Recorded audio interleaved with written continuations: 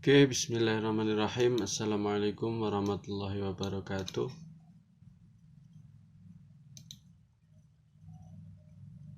Di sini saya Muhammad Syahrul Mubarak akan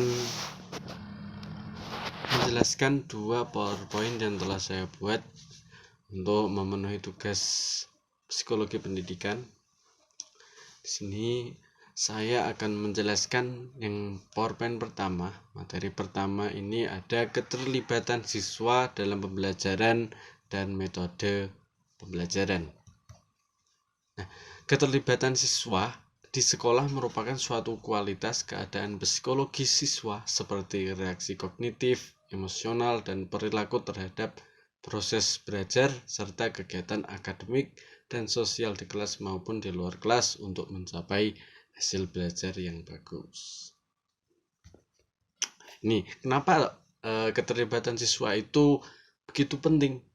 Di sini dijelaskan salah satu alasannya adalah keterlibatan siswa di sekolah harus menjadi perhatian karena keterlibatan merupakan faktor penting dari keberhasilan proses belajar dan akademik siswa di sekolah.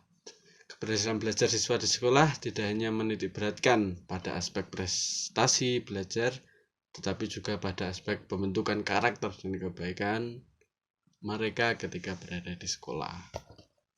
Jadi keterlibatan siswa itu sangatlah penting untuk siswa, perkembangan siswa.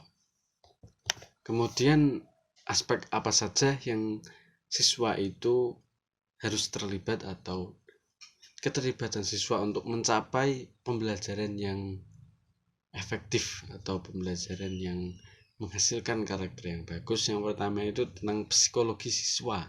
Apakah siswa itu di sekolah itu senang atau terbebani? Nah, itu penting pada keterlibatan siswa. Kemudian ada aspek kognitif, yaitu tentang tujuan dalam belajar, kemudian bertanggung jawab terhadap tugas-tugas yang diberikan.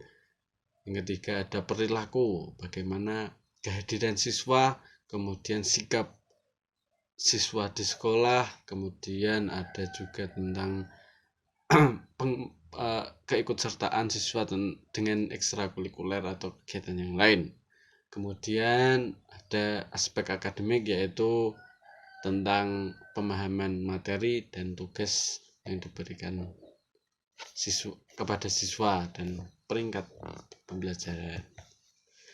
Kemudian keterlibatan siswa itu juga memiliki faktor-faktor yang mempengaruhinya. Nah, yang pertama pribadi siswa. Sebelum di sekolah bagaimana kepribadiannya, mungkin itu juga penting. Kemudian keaktifannya dari empat aspek-aspek yang dijelaskan ini berpengaruh pada pribadi siswa. Kemudian teman sebayanya, bagaimana dia bersosialisasi dengan teman sebaya, apakah condong ke kanan atau ke kiri, ke arah yang lebih baik atau kurang baik. Kemudian keluarga. Nah, ini faktor pendidikan pertama. Keluarga itu akan mempengaruhi siswa dalam keterlibatannya di sekolah. Apakah pendidikan awal dia di keluarga itu menghasilkan keterlibatan siswa yang bagus ataupun tidak. Kemudian lingkungan kelas ini juga berpengaruh, kemudian cara komunikasi dan tingkat sekolahnya. Itu di SMA atau SMP itu mungkin berbeda dalam keterlibatan siswa. Mungkin kesadaran kesadaran belajar pada tingkat tertentu itu juga berpengaruh. Nah, kemudian di sini ada metode pembelajaran. Metode pembelajaran itu merupakan cara kerja yang bersistem untuk mempermudah pelaksanaan suatu kegiatan guna mencapai tujuan yang ditentukan. Jadi suatu metode pembelajaran itu adalah bagaimana seorang guru menjelaskan atau memberikan materi itu sesuai dengan metode apa yang dia pakai. Nah, kemudian karakteristik bagaimana metode itu berlangsung atau berjalan. Nah, yang pertama itu memungkinkan terciptanya kondisi kondusif selama proses pembelajaran. Nah, jadi metode yang digunakan itu akan menghasilkan kondisi yang kondusif atau kondisi yang nyaman dalam pembelajaran, kemudian memberikan kemudahan serta ada motivasi belajar tersendiri, serta ada di sini memungkinkan peserta didik untuk memperoleh pengalaman belajar yang mencakup potensi dalam dirinya, tergantung nanti apa metode yang digunakan. Kemudian memungkinkan peserta didik untuk melakukan refleksi secara bebas terhadap pengalaman belajar. Nah, di sini ada macam-macam metode pembelajaran, sebenarnya masih ada banyak ya di kuliah yang lain, tapi di sini dijelaskan beberapa, yaitu ada metode ceramah, kooperatif, tanya jawab, diskusi, kemudian pemberian tugas, simulasi, karya wisata, kemudian ada juga demonstrasi. Nah, kemudian ada fungsi metode pembelajaran. Ini berfungsi yang pertama adalah sebagai alat motivasi. Suatu metode belajar dapat berperan sebagai alat motivasi dari luar kepada siswa. Dengan begitu, maka siswa dapat mengikuti proses belajar mengajar dengan baik. Kemudian sebagai strategi pembelajaran, bagaimana penyampaian materi dan lain sebagainya. Kemudian yang ketiga ada sebagai alat mencapai tujuan. Ketika menggunakan metode belajar itu pastikan materi apa yang diberikan itu akan tercapai dengan metode tersebut sesuai dengan keefektifan. Jadi tidak semua materi bisa digunakan dengan diskusi, atau tidak semua materi bisa digunakan dengan kooperatif maupun yang lain. Jadi sesuai materinya apa, metode yang harus digunakan juga apa, itu juga harus sesuai. Nah, kemudian ini tujuan hampir sama dengan fungsinya ya. Oke, ini untuk keterlibatan siswa dan metode pembelajaran. Kemudian yang kedua ada hubungan masyarakat dengan kegiatan hasil siswa. Oke, di sini hubungan masyarakat dengan budaya, kegiatan dan hasil belajar. Nah, kemudian ini mengenai pengertian masyarakat dan budaya. Ini masyarakat dapat diartikan sebagai orang yang hidup bersama dan menghasilkan suatu kebudayaan. Sedangkan budaya ini berasal dari bahasa Sanskerta, yaitu budi atau akal, atau hal dapat diartikan sebagai hal yang berkaitan dengan budi dan akal manusia. Selanjutnya di sini ada faktor penyebab hubungan masyarakat dan budaya pendidikan. Selanjutnya, faktor sekolah berhubungan dengan masyarakat. Ini faktor sekolah kenapa harus berhubungan dengan masyarakat, yaitu pertama, faktor perubahan sifat, tujuan dan metode mengajar di sekolah. Kemudian faktor perkembangan ide, ada faktor masyarakat yang menuntut adanya perubahan. Jadi pendidikan itu juga harus disesuaikan dengan kebutuhan masyarakat, karena akhir dari tujuan pembelajaran itu kita akan terjun di kehidupan masyarakat atau kehidupan yang asli, karena di sekolah itu hanya pembelajaran untuk kita nanti turun di masyarakat. Jadi kita juga harus dalam pendidikan atau pembelajaran itu juga harus melihat bagaimana masyarakat membutuhkan bentuk siswa yang ideal nanti bagaimana, dan siswa atau pelajar yang turun ke masyarakat itu dapat berguna bagi masyarakatnya. Kemudian di sini ada prinsip hubungan sekolah dengan masyarakat dan budaya. Jadi ada integritas, kemudian keberlanjutan, artinya hubungannya itu terus berlanjut, bukan hanya pada satu atau dua kesempatan atau berapa tahun saja, tapi tetap berlanjut. Sekolah itu dimana harus bersama-sama dijunjung oleh pihak sekolah maupun pihak masyarakatnya. Kemudian simplicity, kemudian coverage, contractiveness dan adaptability. Ini prinsip hubungannya. Kemudian ada jenis-jenis hubungan masyarakat dengan sekolah. Yaitu yang pertama hubungan edukatif, ialah hubungan kerjasama dalam hal mendidik murid atau guru di sekolah dan orang tua di dalam keluarga.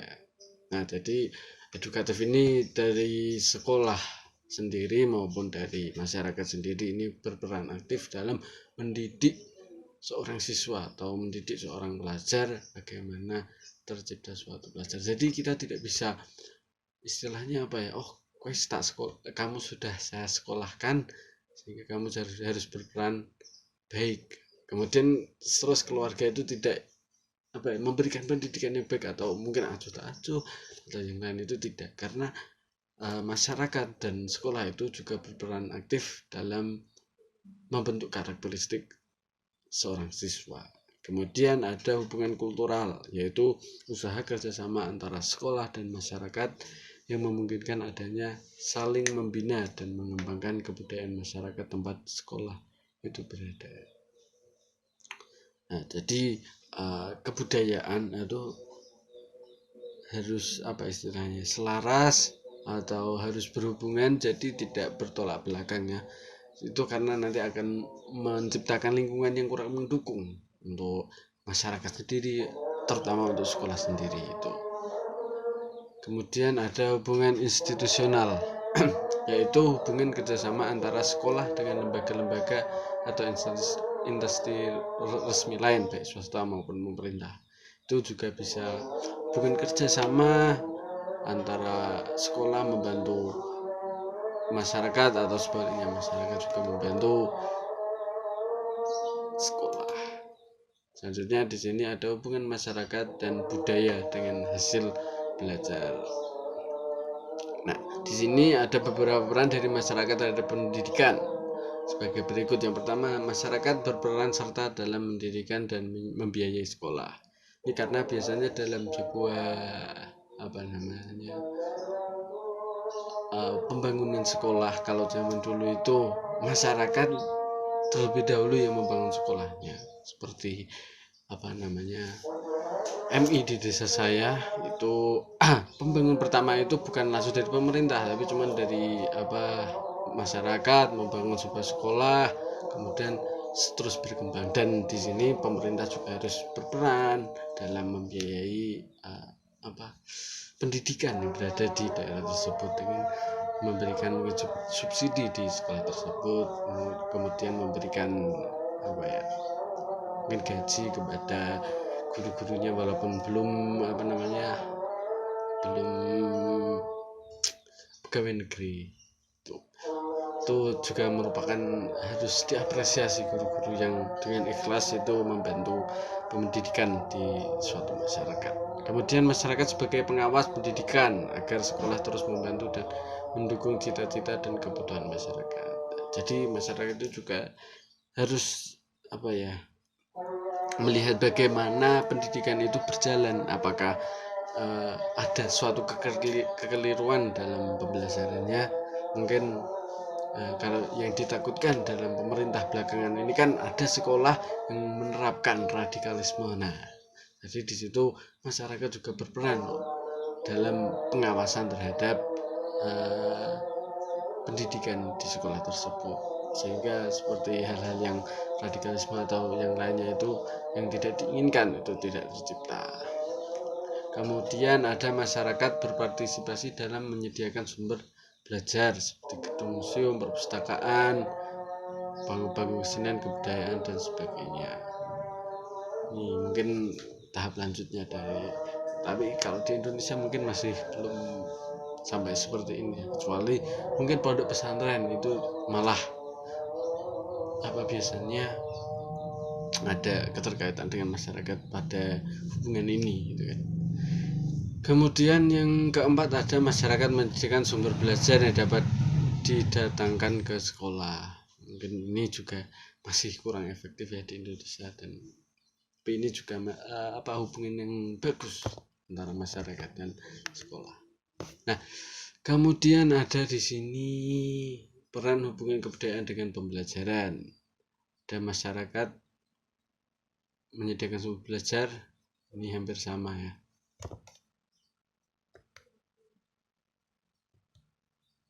Kemudian membantu kepala sekolah ini melaporkan tentang pikiran-pikiran masyarakat tentang pendidikan. Berarti peran hubungannya ini juga penting untuk keperluan masyarakat atau keperluan sekolah ini untuk saling melengkapi dalam mendidik siswa ataupun menciptakan suatu kebudayaan dan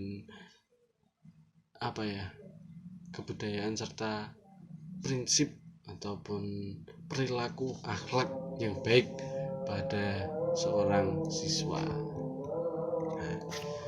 Oke, cukup sekian penjelasan tentang 2 PowerPoint yang telah saya buat pada UTS kemarin. UTS kemarin, kemudian di sini saya menjelaskannya untuk tugas kelasnya. Kurang lebih begitu penjelasan dari saya, kurang lebihnya saya mohon maaf. Wabillahi taufiq wal hidayah. Wassalamualaikum warahmatullahi wabarakatuh.